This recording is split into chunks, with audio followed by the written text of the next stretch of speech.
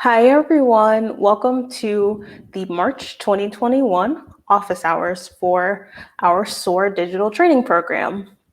Thank you all for joining us for this session. We intend for it to be basically a short explainer of what it is that Social Security Works is doing right now related to Social Security policy, and to give you all action items of what you can do to make these changes happen. It should vary from month to month as our topics of interest changed very quickly depending on what Congress is doing, what the White House is doing, what states might be doing. And so we hope that this is an opportunity for you all to remain involved beyond what it is that you're learning as part of the SOAR training, and to really understand what's happening again day to day or month to month throughout the year. So we're excited that you're here. Again, this is our first office hours, so please give us feedback if there are things that you all want to be learning that we're not telling you, or if there are specific topics you want us to delve into more detail about. Always, you can contact us. Again, our email address is soar@socialsecurityworks.org. But let's go ahead and dive into today's topic. Again, for those of you who may not have met me yet on your SOAR training, I'm Jasmine Wigfall. I'm the Legislative Director at Social Security Works, and I'm one of your primary instructors for this course. One of the topics that we are extremely interested in right now, pushing really hard to make a change in, is the leadership at the Social Security Administration. Now, this is a kind of a long story, to be honest. It'll take a little bit of explaining to understand why the Social Security Administration has Trump-appointed leadership right now. But if you stick with me, I promise I will explain exactly who their leadership is, why we are concerned about their leadership, and why we are pushing for the Biden administration to bring in new leaders and what you can do about it. So let's start with Social Security Administration leadership in general. How do they even get to be leaders at SSA? So the Social Security Administration works a lot like other agencies that you're probably familiar with. Think the Department of Defense, Department of Interior, Department of Commerce, the Department of Health and Human Services. All of those agencies are led by a secretary who are part of the president's cabinet. The cabinet is made up of nominees who, again, are chosen by the president. And then those nominees are confirmed by the United States Senate. So again, the president will nominate someone that they think is best qualified to lead the agency. Often they are someone who is a member of their party, someone who they trust to make sound leadership decisions, but will also follow their lead. That's probably the most important part, is that they believe in the same things as the president. So again, when President Biden came into office in January, he was able to nominate several people to these cabinet positions, and they have since been confirmed to his cabinet. Now, SSA is, again, similar but slightly different. So SSA is led by a commissioner and a deputy commissioner. Both of these are nominated by the president, confirmed by the United States Senate.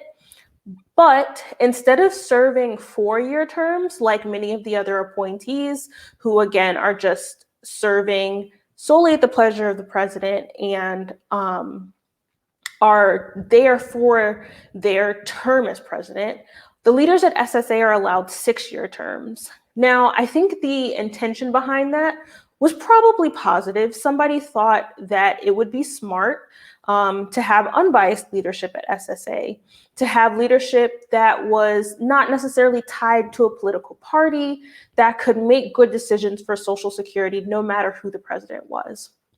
That is well-intentioned, but that is not at all what we've been seeing. In 2019, the Senate confirmed Andrew Saul as the commissioner of SSA and David Black as the deputy commissioner of SSA.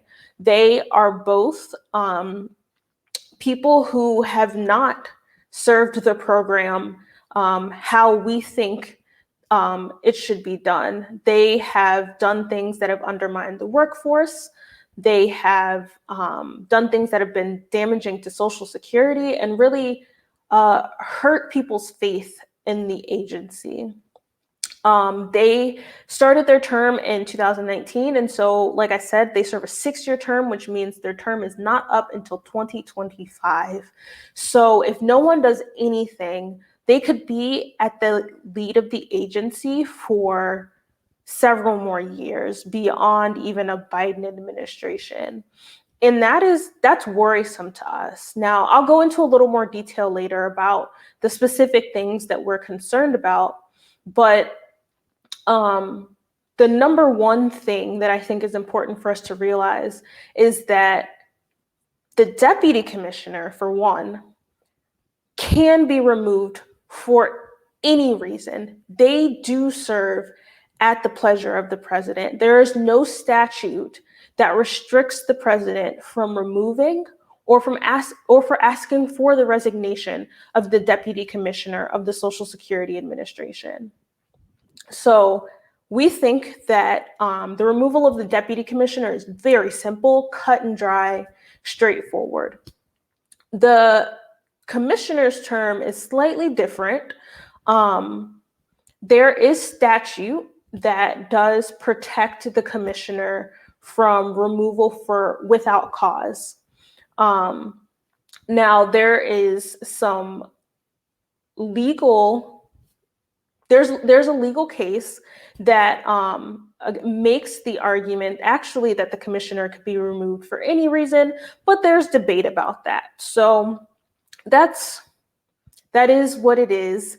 But moving forward, is there a reason you could remove the commissioner? And the answer is yes.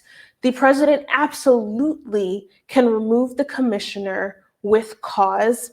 And one of those causes is if they're not doing their job, if they cannot be trusted with the position, it's dereliction of duty. If for some reason they are not being the best advocates for Social Security they can be removed from office. And as I'll lay out very, very soon, we believe that's the case with Commissioner Andrew Saul.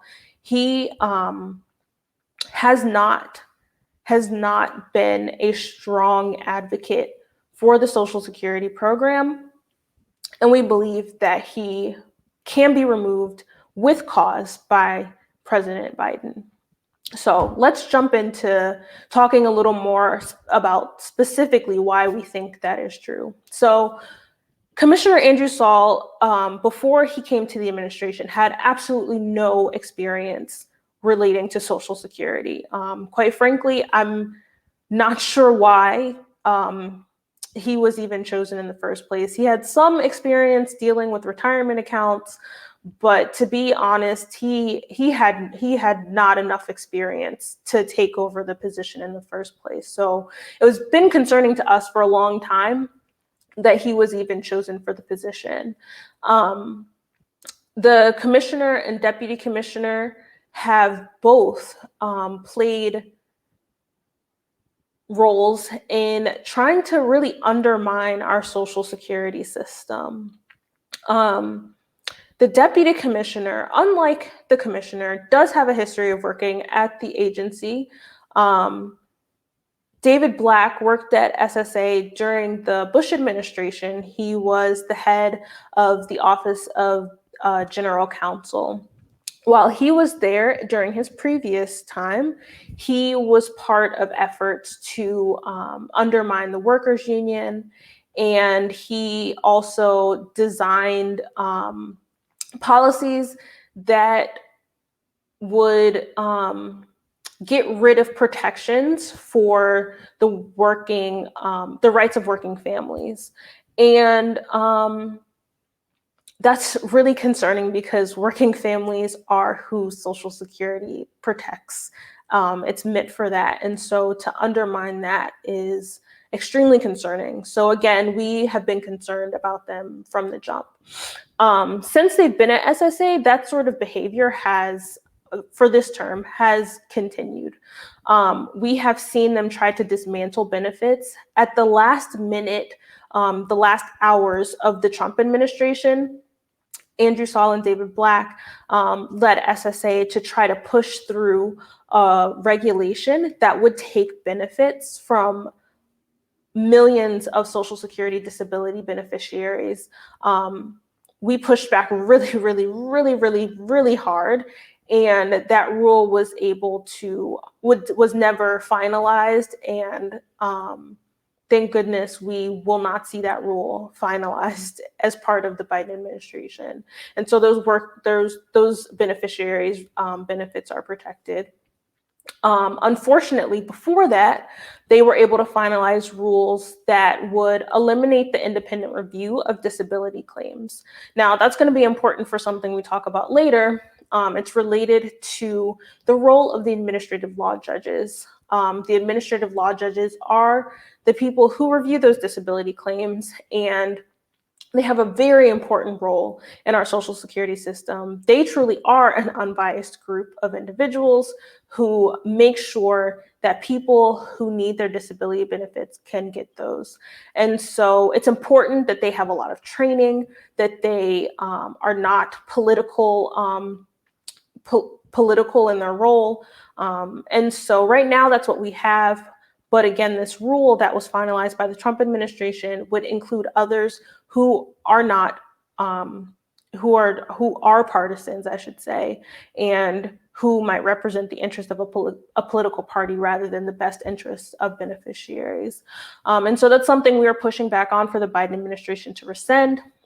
Hopefully we will be successful in that. But again, it's concerning that the people who led that are still in their roles at the Social Security Administration.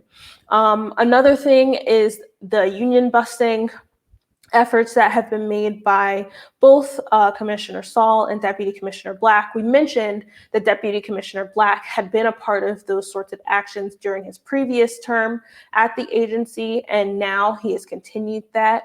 The unions went through what seemed like was going to be an endless negotiation with the agency to make sure that their workers' rights were protected. And what ended up happening is that the Trump administration forced them to take on a contract that really, really damaged the union's ability to represent their members. And that is just unacceptable. We know that President Biden is one of the strongest advocates for unions, for workers' rights. And so to have Andrew Saul and David Black in place at SSA is just it's just against everything that President Biden stands for. They have not magically turned their thoughts around now that President Biden is in office. And so that is really concerning to us that they are still in place. In fact, the unions that represent the workers, and as well as the administrative law judges, they've voted no confidence in Andrew Saul and David Black because of all of their actions. The union representing the workers is the American Federation of Government Employees, Council 220, and the Association of Administrative Law Judges. Again, they represent the administrative law judges, and they are completely with us and are very, very concerned about what's happening at the agency and the leadership that's still there. And then lastly, and I think probably most concerning, is related again to the administrative law judges. So I told you earlier that the law judges are the ALJs for short. They're in charge of making sure people get the benefits they have earned. What we have learned is that there have been 2 whistleblower complaints filed against Deputy Commissioner Black and Commissioner Saul related to pressuring the ALJs to make decisions to reduce the rate of disability cases now approved. What that means is that they were using their positions to somehow make it so that people who may have deserved their Social Security benefits made it so that they wouldn't receive their benefits just because they wanted to reduce a number. And that is completely unacceptable. We cannot have leadership at SSA that would even dare say that they would take away benefits, not approve benefits for people who have earned them, especially people who are vulnerable in the position where they are unable to work because they are living with a disability. That is just, again, it's uncalled for, and it is what I believe to be one of the most shocking things that I've learned through this process of and through this advocacy work.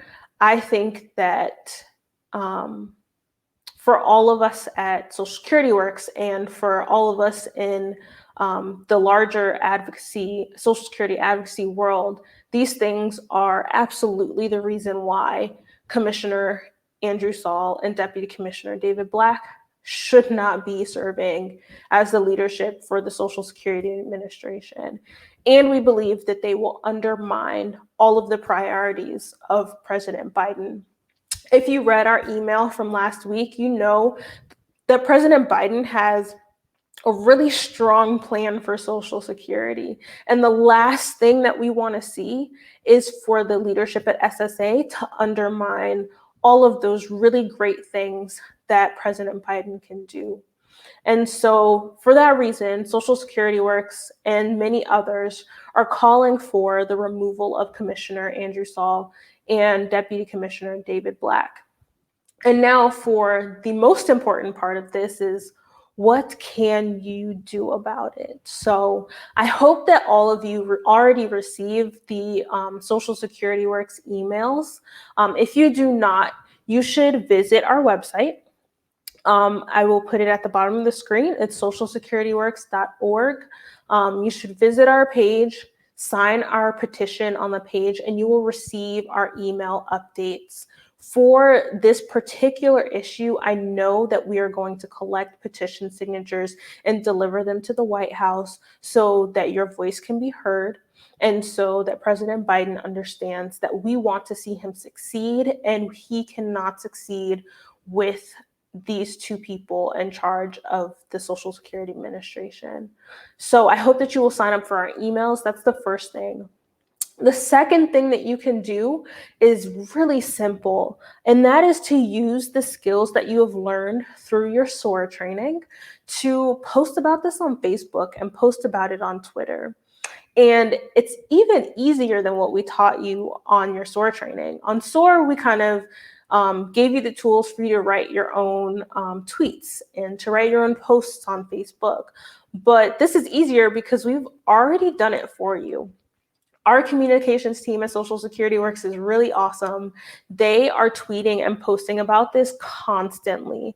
And so if you will visit our Twitter page, if you prefer Twitter, our handle is SSWorks.